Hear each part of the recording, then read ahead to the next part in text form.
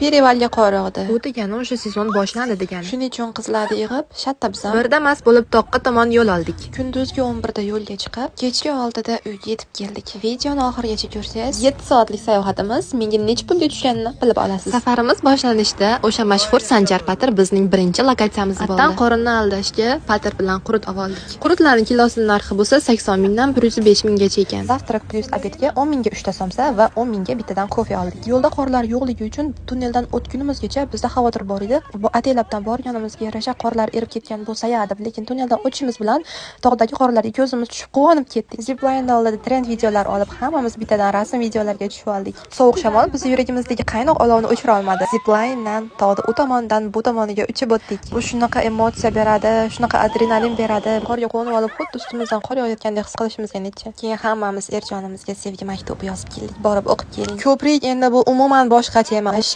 15 sekund uchib o'tgan joyimdan yarim soat deganda alkashlardik, zo'rg'a o'tib oldik. Chodakdagi bundan-da baland oyna ko'priklarga chiqqanman, lekin bu darajada qo'rqmagandim. Keyin orqamizga qaytib Perivalda kindigida voleybol o'ynadik. Hammasini bolasi bor. Xuddi o'sha bolalardan ham o'tib, mana qo'llarimiz va oyoq kiyimlarimizgacha loyihalar. Damasga o'tirib, Qor City'ga bordik. O'zimcha trend videolar oldim. Zipline ko'prikda chiqarolmagan g'uborlarimizni mana shu balonda hammasini baqirib chiqarib oldik. Battiga akalar nomerini oldik. Agar sizlarga ham kerak bo'lsa, telefonlashib borasizlar. Nomerini tarifdan so'rasanglar tashab beraman. Marta 315 ming, ikkinchi martasi 25 ming ekan. Shu bilan esli kelin bo'lib orqamizga qaytdik. Qaytishda yana Sanjar Patirga to'xtab, qurut patir mayda juda narsani oldik. Shunaqa qilib itogo bugungi safarimiz menga umuman bepulga tushdi. Chunki men bularni mobilografman. Bizga umuman qor yog'maydi, Perivalga borishga vaqtim yo'q deb xafa bo'layotgan bo'lsangiz, menga obuna bo'lib qo'ying, chunki keyingi videoyimda qorsiz rasmingizni qorliga aylantirishni o'rgataman.